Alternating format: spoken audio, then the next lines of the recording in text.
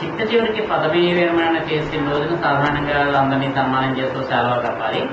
దాన్ని కూడా ఆయన చేసి ఆయన తప్పకుండా మీరు ఎవరైనా ఒప్పేసుకోండి, క్లర్క్ లాంటి వాడు అయితే నేను రావడం ఏమిటి అన్నట్టుగా మాట్లాడి వెళ్ళిపోయాడు. అది పాపం ఆయన మనస్సు కొంచెం బాధపడింది. ఇతను కుర్రవాడు, ఇతనికి అనిపిస్తుంది. ఇప్పుడు అతను డైరెక్టర్గా వచ్చేప్పటికే అతను మళ్ళీ ఇప్పుడు అతనికంట హయ్యర్ పోస్ట్లోకి ఇతను వచ్చాడు.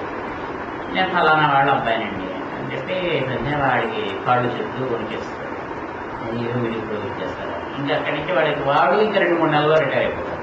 ఈ కుర్రాడు వచ్చేటప్పుడు ఇంకా అక్కడి నుంచి ప్రతిసారి తెచ్చుకోవడము, వాడు చేస్తున్నటువంటి పనులు ఎక్కడ తప్పులు చేసుకోవడం, అన్నీ చెప్పడం, ఇవన్నీ వీడియో కుర్రాడు చేస్తుంటాడు. చేస్తూ ఉన్నాక అతను ఏం చేస్తాడంటే ఇంకో 2 ఏళ్ళుగా ఎక్స్టెన్షన్ కోసం పెట్టుకున్నాడు ఆయన. ఇతను చేయడం తెలిసాక ఇంకా నాకు అవ్వదు, అసలు నాకు రిటైర్మెంట్ బెనిఫిట్ లేక నేను కూడా ఏదో చేస్తాడు. సరే ఆయన పదవీ విరమణ వస్తే అప్పుడు ఇతను చెప్తాడు, ఇలాగే నాకు చాలా పరిచయం, మా నాన్నగారు ఇనికి పనిచేశారు, ఆయన చిట్ట చివరి కాలంలో కొంత ఇబ్బందులు కూడా పడ్డారు, ఈయన వల్ల ఓపెన్గా చెప్పేస్తాడు. చెప్పి ఈయన ఇప్పుడు కాగితం పెట్టుకున్నారు మళ్ళీ 2 సంవత్సరాల ఎక్స్టెన్షన్ ఎక్కించుకొని, దానికి ఇవాళే మెసేజ్ వచ్చింది అని ఆయన చెప్పారు. ఎక్స్టెన్షన్ గ్రాంట్ అయింది, ఎందుకంటే ఇతను రికమెండ్ చేశాడు, నాకు చాలా అవసరం ఈయనకు సర్వీసెస్. కానీ ఆయన సీనియారిటీ, ఆయనకు ఉండేటువంటి అనుభవం ఈ సంస్థకు కావాలి, అందుకని నేను రికమెండ్ చేస్తానంటే అప్పుడు అతను కోసం చాలా ఇదయ్యి, నేను చాలా తప్పుగా ప్రవర్తించానయ్యా, నేను అహంకారంతో ప్రవర్తించాను, నువ్వు చిన్నవాడివైనా సరే నా కళ్ళు తెప్పించారు అని ఇంక నుంచి నేను వచ్చిన ఈ 2 ఏళ్ళు నేను నిజంగానే చాలా చక్కగా వర్క్ చేసి చూపిస్తాను అని చెప్పి అతను ఇతరుతో పెట్టాడు. అంటే ఇతను సాధించడం అనేటువంటి దాని ద్వారా కాకుండా ఒక రకంగా చిట్ట చివరి ఒక సహాయము, మేలు చేసి ప్రేమ అనేటువంటి దాని ద్వారానే అతను మార్చేది. అంటే ఆ రకమైనటువంటి స్థితిలోకి వెళ్తారు. వాడు చేసిన దానివల్ల ఇతను కష్టపడ్డాడు. ఒక రకంగా లాస్ట్ టైంలో వాడు నాన్నగారికి చిట్ట చివరి రోజుల్లో ఆ దుఃఖం ఉండిపోయింది, ఈయన ఇబ్బంది పెట్టారు అనేటువంటిది ఇన్నాళ్ళు మాట పడకుండా వచ్చినటువంటి ఆయన చివరి వయస్సు వరకు కూడా ఆయన కొంచెం ఫీల్ అవుతూనే ఉన్నారు. ఇవన్నీ ఉన్నా కానీ వాటన్నిటినీ క్షమించి అతను పైకి ఎదిగి ఇతన్ని మార్చగలిగేటువంటి స్థితిలోకి హయ్యర్ ప్లేన్ వర్క్ చేస్తున్నప్పుడు ఇందులో ఉంటుంది.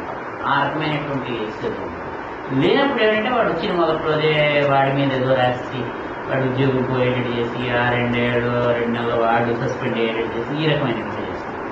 అప్పుడు వాడిని సాధించినట్టే, ఇప్పుడు వాడిని సాధించినట్టే. ఇప్పుడు ప్రేమతో సాధించేస్తాడు. వాడి జీవితాంతం వాడు పాపం వాడు బాధపడుతున్నాడు, వాడే బాధపడుతూ ఉంటాడు, పిచ్చి నేను ఇలా చేశాను, నేను ఇలా చేశాను అని చెప్పి. అది ఆ రకమైనటువంటి ప్రవర్తనేమో హయ్యర్ లెవెల్లోకి వెళ్తుంటుంది. అప్పుడు ఉంటాయి ఇవి నష్టాలు నష్టపోవడాలు ఉంటాయి. అయితే అవతల వాళ్ళనితో మనం డీల్ చేసేటువంటి పద్ధతి వేరుగా ఉంటుంది. ఇవి రాలిపోతుంటాయి అంతే. మన ఇండివిజువల్గా ఉండేటువంటి నెమ్మదిగా రావడము మొదలుపెట్టాయి.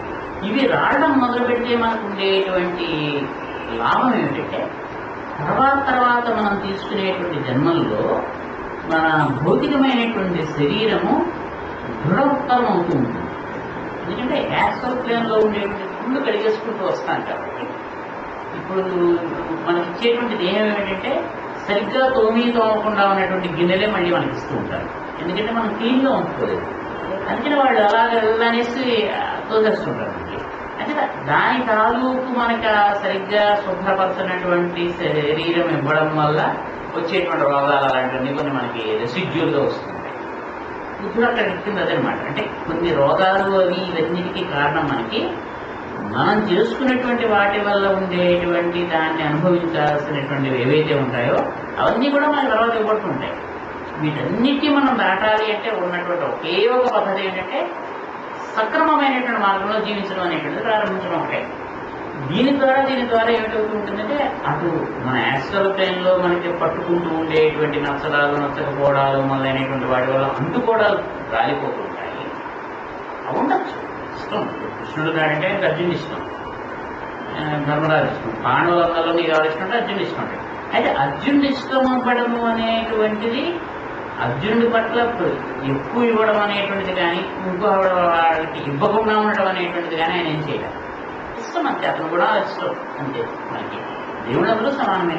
నువ్వు ఎవరికి దండం పెడతాడంటే నేను ఎవరు రాముడికి దండం పెడతాను, కృష్ణుడికి దండం పెడతాను. వీళ్ళకి పెట్టకూడదు, ఆయన ఇష్టం కాబట్టి ఆయన దండం పెట్టారు. ఈ రకమైనటువంటి దాంట్లోకి వస్తుంది. మనకి నచ్చడము నచ్చకపోవడం అనేటువంటిది ఏంటంటే ఒక సరదా కోసం అంటే ఆయనకి నెత్తి మీద నెమల పింఛం పెట్టుకోవడం ఇష్టం.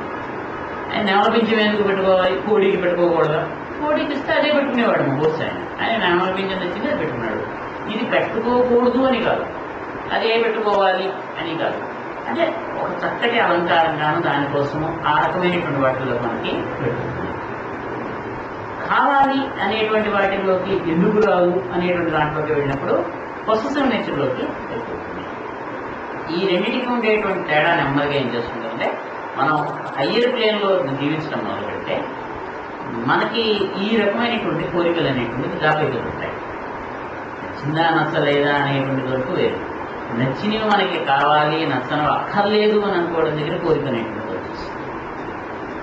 నచ్చింది ఉంటే వేరే వెళ్ళనుకుంటుంది, లేదా మరి మాస్టర్ చెప్తాను మన దగ్గరికి వచ్చిన వాడికి ఒక నమస్కారం, దాని వాడికి 2 నమస్కారాలు. ఎందుకంటే వాడు రాలేదు కదా అమ్మయ్య, వీడు వచ్చి విసిగించడు ఇంకా అందుకని. అంచేత ఆ రకమైనటువంటి స్థితిలోకి వెళ్తున్న కొద్దీ దేహం కూడా కాంతివంతం అవడం మొదలుపెడుతుంది, తేజవంతం అవడము మొదలుపెడుతుంది, రోగాలు దూరంగా ఉండడం మొదలుపెడుతుంది.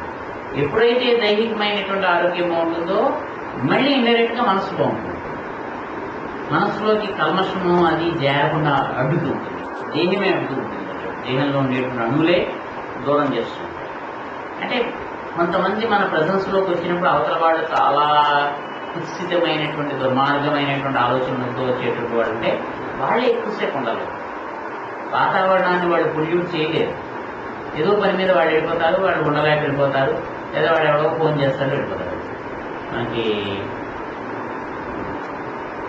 యోగానంద లైఫ్లో ఉంటుంది.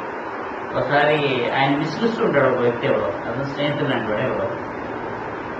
ఆ రోజు ఆ కలకత్తాలో సందులన్నీ చూసినవే. ఈయన పెడుతుంటే అట్నుంచి అతను వస్తూ ఉంటాడు. దూరం నుంచి చూస్తాడు, అతను ఇంకా చూడలేదు సీక్వెన్స్ మర్చిపోయాను. నీ గురువు గారికి తను పెడుతుంటాడు. అతను వచ్చేటంటే నా బురద చేస్తాడు. అనవసరంగా ఆర్గ్యుమెంట్స్లో నేను దిగాల్సి వస్తుంది ఇతనితో. మీరు ఎలాగైనా సరే అతను నా ఎదురుకుండా పడకుండా తప్పించండి అని. అక్కడ వరకు వచ్చినటువంటి అతను ఏం చేస్తాడంటే ఇతన్ని చూసి పలకరించే రోజులో అతనికి ఏదో గుర్తొచ్చో లేకపోతే వెనకాల నుంచి కూడా ఎవడో కట్టో వాడు వెనక్కి తిరిగి వాడితో మాట్లాడుతూ ఉంటాడు, వాడితో అలా పడిపోతాడు. ఈయన మీద పక్కన అంటే మనకి ఎవరైతే మనకి అనవసరంగా మనల్ని ఇబ్బంది పెట్టేటువంటి వ్యక్తులు ఉంటారో వాళ్ళు అలాగ వాళ్ళే తప్పిస్తారు. మన చుట్టూ ఉండేటువంటి వాతావరణం పొల్యూట్ కాకుండా వాళ్ళే చేసి పెట్టుకుంటారు. మనం ఏం ప్రయత్నం చేస్తారు, నువ్వు రాకు, నువ్వు నన్ను డిస్టర్బ్ చేయకు అని మనం వాడితో అనక్కల, వాడే నాకు పనింది నేను రాను అనేసి వెళ్ళిపోతాడు. అంటే ఈ రకంగా మన దేహం కూడా ఏం చేస్తుంటుందంటే మన మనస్సులోకి చెడుగా ఉండేటువంటి ఏమీ రాకుండా అది సాయం చేస్తుంది. అంటే మన చుట్టూ వాడు ఉండలేకుండా దానివల్ల మనస్సు ఎప్పుడైతే ఈ రకమైనగా మనకి మనస్సులో ఉత్తమమైనటువంటి జరుగుతూ ఉంటుందో అది చాలా నిలబడ్డానికి సహాయం చేస్తుంది. దానివల్ల మనకు వచ్చేటువంటి జ్ఞానము, స్థిరమైనటువంటి జ్ఞానము, సత్యమైనటువంటి జ్ఞానం మనకు కలుగుతుంది. దానివల్ల మనకి ఉండేటువంటి ధర్మాచరణ ఏదైతే ఉంటుందో అది కూడా స్థిరంగాను స్పష్టంగాను ఉంటుంది. ఆ తర్వాత మొత్తం అన్నీ కలిపి మనం ఏం చేస్తుంటే తొందరగా ముందుకి తీసుకెళ్తుంది. అప్పుడు పక్కన వచ్చేటువంటి చిన్నవి ఏవైనా తేడాపాడాలు ఉన్నా కానీ అవి సదుకుపోతూ ఉంటాయి. ఒక్కోసారి వాటిని అధిగమించాలంటే ఏం చేయాలో మనకు తెలుస్తూ ఉంటుంది. అటువంటివన్నీ మనం చేసుకుంటుంటాం. అంటే ఇంత వివరణ ఆయన చెప్పకుండా ఆయన ఏం చేస్తాడంటే తర్వాత కొన్ని విషయాలు చెప్పాడు. ఆయన ఇచ్చినటువంటి సూత్రాల్లో వాటిలోనూ చెప్పుకుంటాడు. దుఃఖం అనేటువంటి దానికి కోరిక మూలం కాబట్టి కోరికను మనం తెచ్చుకోవాలి. కోరికను ఎలా తెచ్చుకొట్టుకోవాలి? నాకు కోరికలు లేకుండా ఉండాలి అని అనుకుంటే అది కోరికే. నమస్కారం చెప్తాను, నాకు ఏ కోరిక లేకుండా చెయ్యంటే అది కోరికే కదా, కోరుకుంటున్నావు కదా నువ్వు అంచేత. అయితే చెడ్డ కోరికంట ఇది కొంచెం మంచి కోరిక అంతే తప్పిస్తే ఇది కోరికలు అనేటువంటి కేటగిరీలోకి వెళ్తుంది. మనం కాలంలోకి వీలేదు.